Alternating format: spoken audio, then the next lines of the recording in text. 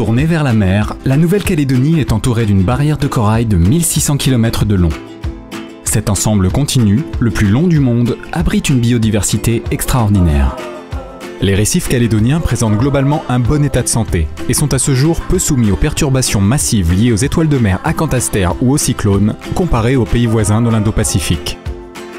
Les principales pressions proviennent de l'industrie du nickel, prépondérante dans l'économie. Ainsi, la Nouvelle-Calédonie cherche à concilier développement économique et protection environnementale. Pour accompagner cette démarche, le bureau d'études Soproner s'est doté d'un département environnement dédié aux problématiques environnementales en milieu récifo-lagonaire. Un domaine qui intéresse aussi bien les industriels que les institutions en charge de la préservation de l'environnement. L'équipe de Soproner est constituée d'ingénieurs, tous plongeurs professionnels, expérimentés dans l'évaluation et la gestion des ressources récifo-lagonaires. Pour tous, activité rime avec sécurité. Les missions et les responsabilités de chaque plongeur sont détaillées dans un manuel hyperbare. Soproner guide les gestionnaires tout au long du processus de suivi ou de diagnostic environnemental. Il accompagne la mise en place de la stratégie d'échantillonnage jusqu'à la présentation du dossier final. Le protocole d'échantillonnage ou d'observation est essentiel à la pertinence des travaux. Chaque mission est effectuée par une équipe de 2 plongeurs minimum et 1 plongeur de secours. Les ingénieurs embarquent tout le matériel nécessaire à la prise de données et d'échantillons. Flaconnage, outils de prélèvement et de mesure, support d'enregistrement, appareil photographique. Avant chaque mission, une analyse des risques définit les conditions météorologiques et leurs implications sur la sécurité dans la zone échantillonnée. Si toutes les conditions sont réunies, l'équipe démarre sa mission.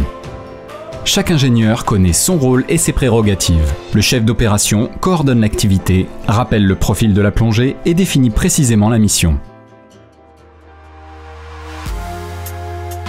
Pour évaluer l'état de santé d'un récif, plusieurs méthodes de relevé sont disponibles. Le LIT, Line Intercept Transect, mais également les quadras ou le transect vidéo permettent d'obtenir la couverture de coraux et d'autres substrats. Les communautés de poissons sont étudiées le long d'un ruban par comptage visuel en plongée. Enfin, les communautés d'invertébrés marins sont évaluées à l'intérieur de couloirs délimités. D'autres indicateurs, comme les mollusques filtreurs, sont utilisés pour caractériser l'état du milieu dans des zones particulièrement anthropisées. Par exemple, la quantité de métaux lourds en milieu industriel ou urbain. Depuis une dizaine d'années, Soproner a mis à contribution ses compétences et développe son savoir-faire sur de nombreux contrats avec des acteurs du secteur public et avec les industriels. Soproner met en œuvre également des partenariats avec le secteur de la recherche, notamment avec l'IRD, et participe à la réalisation de publications scientifiques.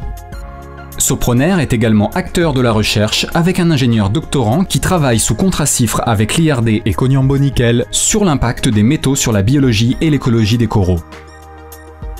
Grâce à ses outils et son expertise, Soproner est aujourd'hui en mesure de répondre aux demandes les plus variées en matière d'évaluation et de suivi des ressources récifo-lagonaires.